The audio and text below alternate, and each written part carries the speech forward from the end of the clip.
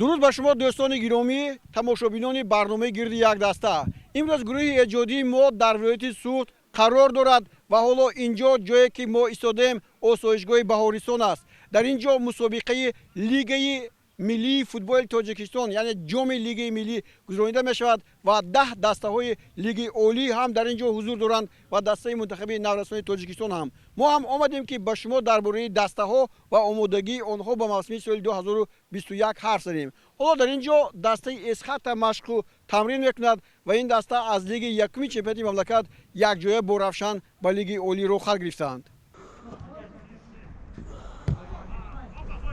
اسخط شهر خوجان در موسم سال 2020 مخلصانش را شاد گردانیده در 22 واخوری 16 غلبه به دست آورد و با یک مساوی و 5 باخت با 59 گل زده و 32 توپ از دروازه گرفته با 49 امتیاز صاحب جای دومی لیگ یکم چمپیونات مملکت گردید و روخت را به لیگ عالی به دست آورد.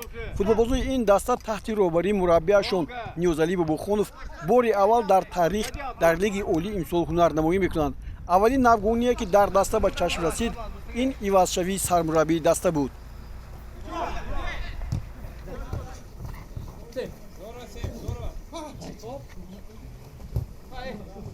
شما دسته اسخط رو به لیگ عالی برآوردید اما امروز ببینیم که سرمربی دیگر شده است. چی نیازی بود؟ حاضر طلبات میخوام باشد که من سرتیفیکت آ ندارم. سرتیفیکت آ ندارم. خیلی اینا یک معلم خودم و اینا استاد خودم من میخوام با همینا کار کنم. Два нейтральных, 3 нейтральных. Уже до 3 человека больше. Но надо двигаться, надо же думать. سرمربی نوی دسته حمید کریمов سالهای زیاد در پیشرفت فوتبال تاجیک سهم بی اندازه گذاشته.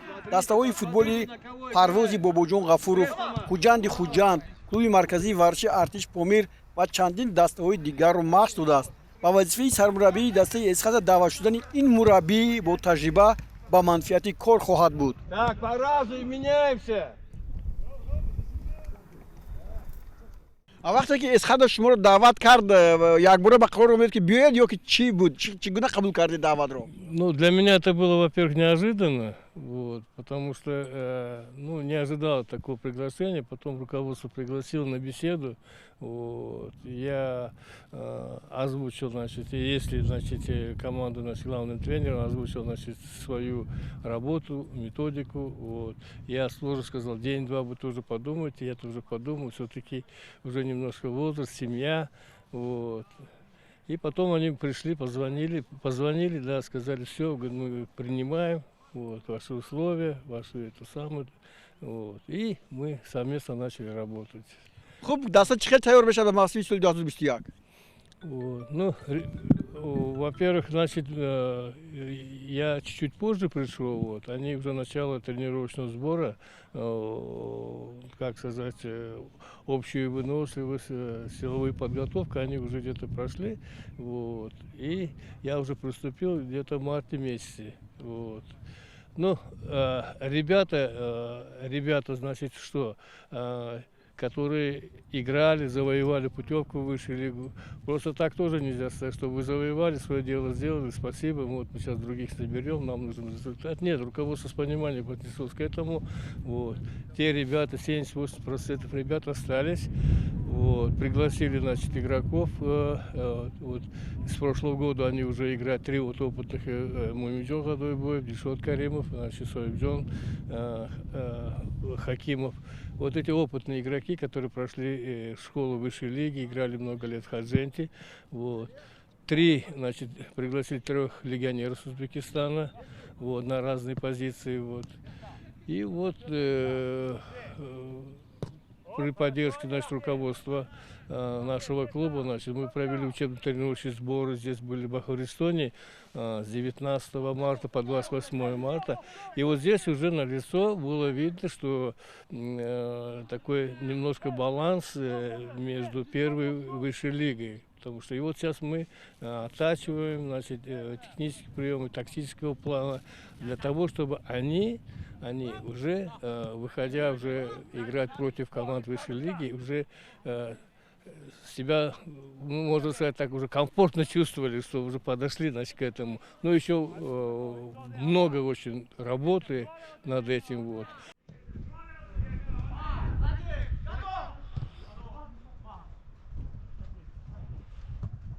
имрӯз дар ҳайати дастаи эсхата ин бозигарон ҷамъ омаданд. дарвозабонҳо муъминҷон гадойбоев ва дилшод дадабоев, муҳофизатгарон соҳибҷон ҳакимов, нарзулло раҷабов, шаҳзод абдураҳимов, абдураҳмон уроқов, умедҷон одинаев, қаҳрамон ҳомидов, амирҷон ҳомидов, ним ҳимоятгарон иброҳим эшонхонов, боирҷон сангинбоев, икром каримҷонов, дилшодҷон каримов, абдусамад самадов, амирҷон раҳимов, муриддин ботиров, ҳамлагарон рустамҷон сабуров, бахтовар зокиров, ҷаҳонгир ҷураев, мубинҷон мӯминов, акобир тураев мебошанд. ҳар кадоми ин бозингарон мақсад доранд ки ба дастаашон дар лиги олӣ кӯмак расонанд.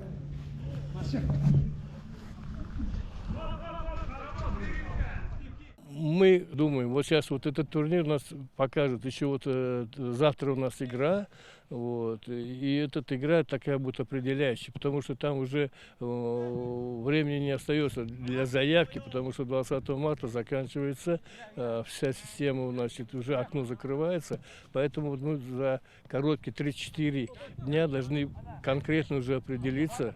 Времени очень мало. В плане, вроде бы ребята играют. Вот мы вчера играли с командой «Хатлон» на кубке уже, к сожалению, проиграли. Вот, немножко, конечно, класс команды «Хатлон», конечно, повыше. Вот. Но мне что порадовало, что ребята все вот эти 90 минут бились.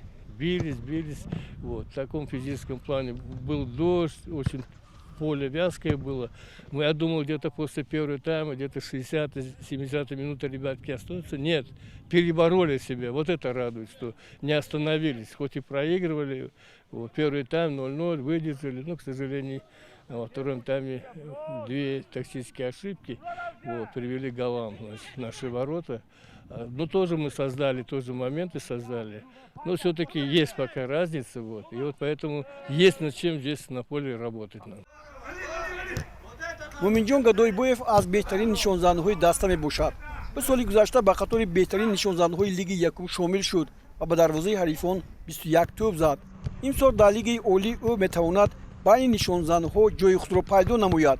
албатта ин ҳам аз ҳунарнамоии дастаи эсхата дар миёни клубҳои беҳтарини мамлакат хоҳад буд. муъминҷон гадойбоев аз хуҷанди хуҷанд ба эсхата омадааст. соли 2018 қадамҳои нахустини худро дар ҳамин бошгоҳ шурӯъ карда 2 бозӣ гузаронида буд. мавсими соли 2019 ӯ 12 маротиба дар лиги олӣ дар ҳайати хуҷанд ба муддати 398 дақиқа дар майдон бозӣ кардааст.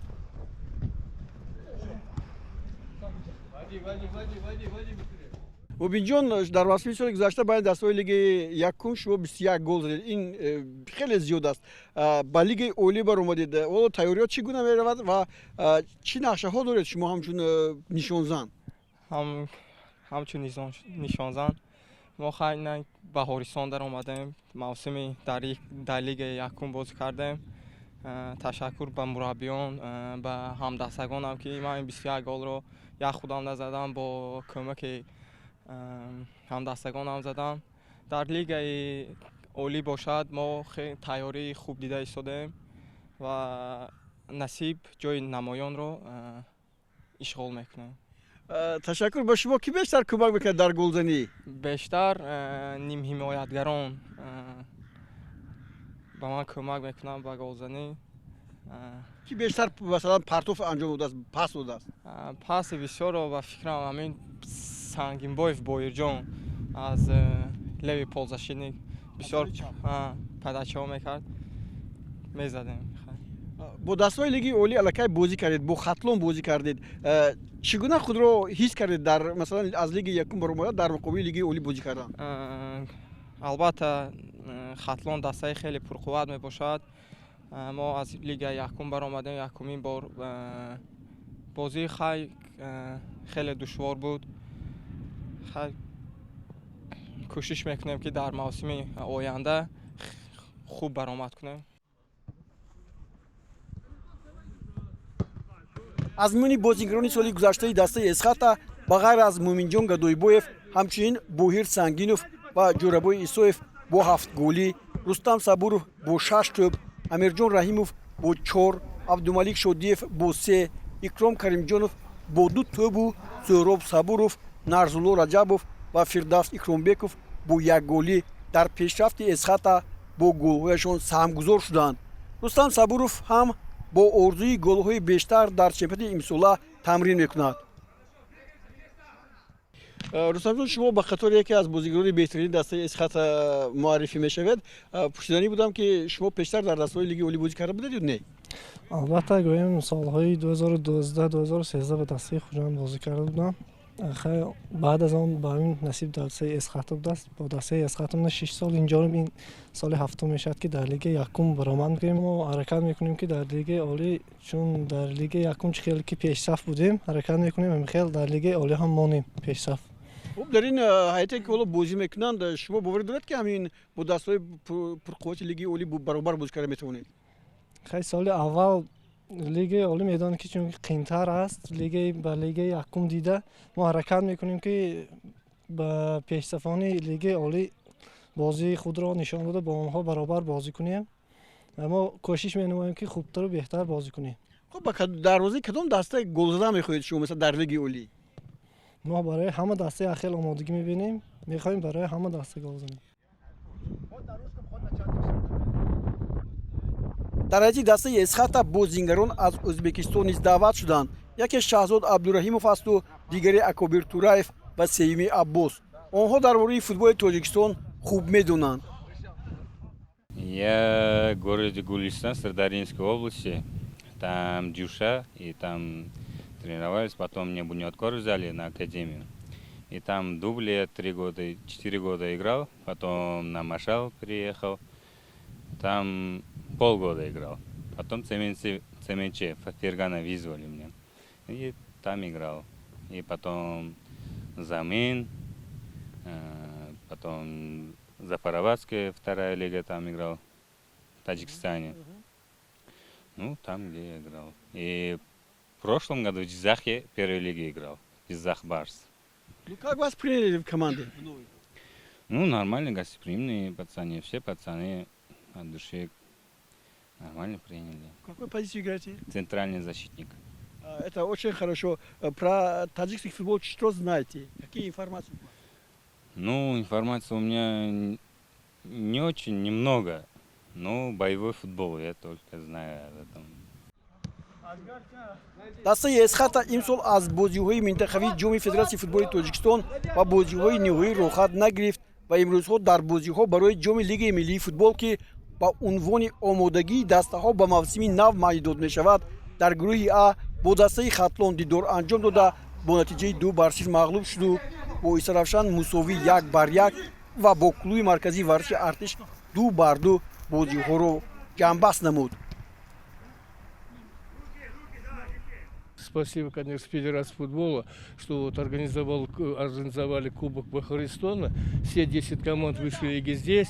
И все уже видно, кто как готов, кто как делается, потому что уже вот через 2 недели уже начинается юбилейный чемпионат у нас. Вот, поэтому это вот как раз вот хороший подспорье для этого. И здесь мы уже выявим наших молодых ребят, как они подготовились, как они...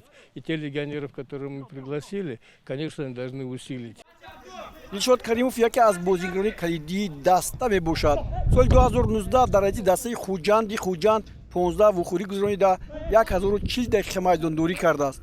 соли 2018 ҳам дар ҳайати дастаи хуҷанд бозӣ мекард ва 2 гол ҳам зада буд. соҳибҷон ҳакимов ҳам намоянда аз дастаи хуҷанд мебошад. дар мавсими соли 2018 ва 2019 шарафи дастаи асосии вилояти Суғдро ҳимоя кардааст. дар маҷмӯъ омори 26 вухӯрӣ, 1 гол ва 1799 дақиқаи майдондорӣ. қаҳрамон ҳомидов ҳам бозигари шинохтааст. ӯ соли 2020 дар ҳайати дастаи Исаравшан бозӣ кардааст. дар 11 вухӯрӣ ширкат намуда 1 голро ба номаш сабт кардаасту 868 дақиқа дар майдон ҳунарнамоӣ кардааст. соли 2019 ҳам дар ҳайати Исаравшан худро нишон дода бештар бозӣ гузаронид ва 1 гол дораду дар 15 даври бозиҳо вориди рақобат шудааст. имсол ҳамид каримов ба ҳамин гуна бозигарон бештар такя мекунад.